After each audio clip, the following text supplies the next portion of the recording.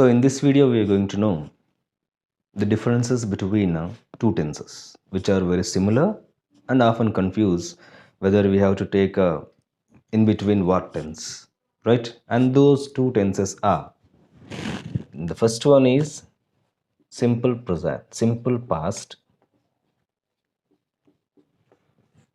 and the second one is present perfect tense.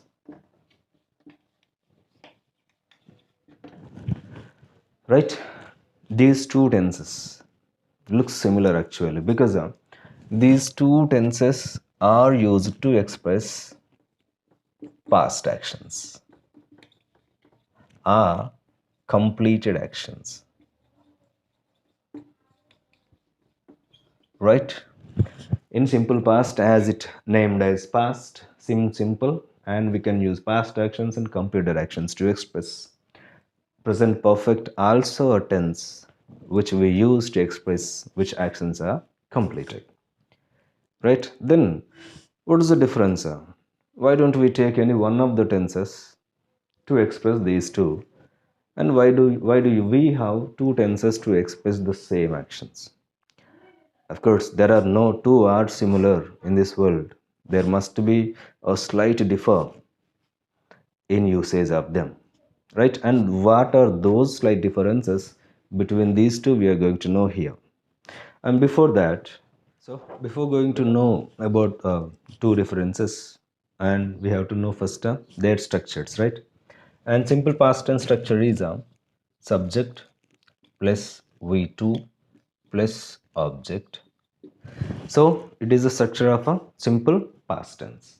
And coming to present perfect tense, subject plus have, are, has plus V3 plus object. So these are their structures and it is their expression to express, and those are actions to express by using these two tenses. Then here are the differences. Number one, here simple past tense, if you want to use, and we have to mention time, like I watched a movie yesterday, I went to temple last week, I visited Hyderabad last year.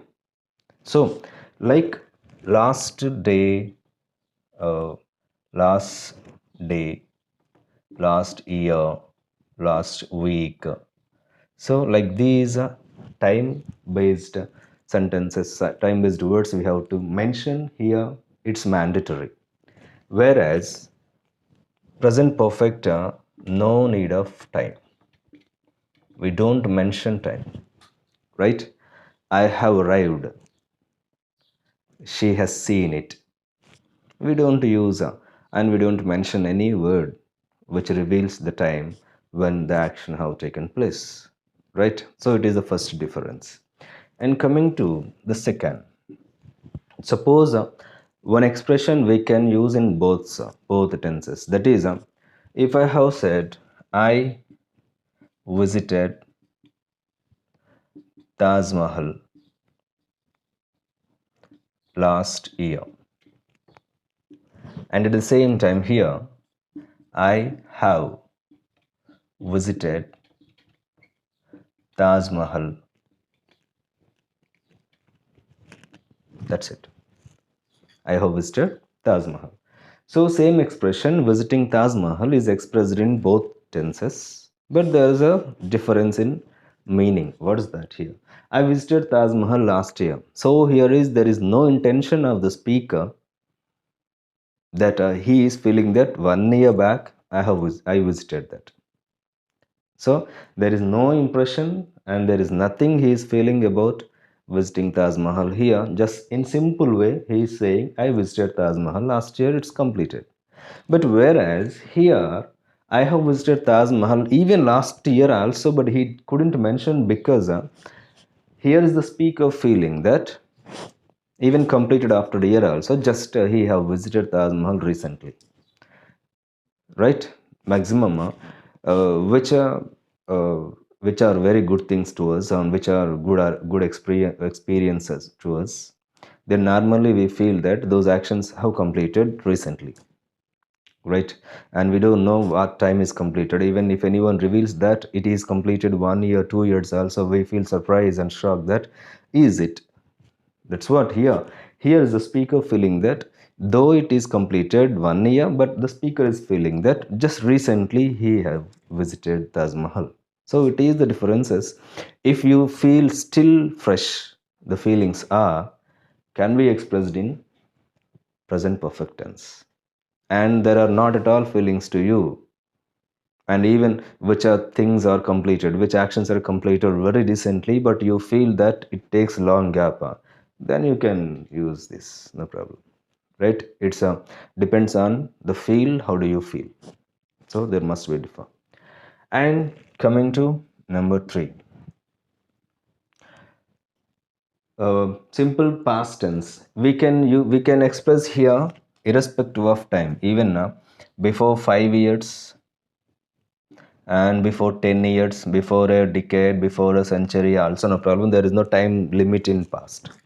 We can use at any time, right? And coming to here, we have to use present perfect tense, which actions are completed very recently, right? Very recently. And also there must be a proof. Suppose if you want to say it has rained, there must be proof that ground must be wet.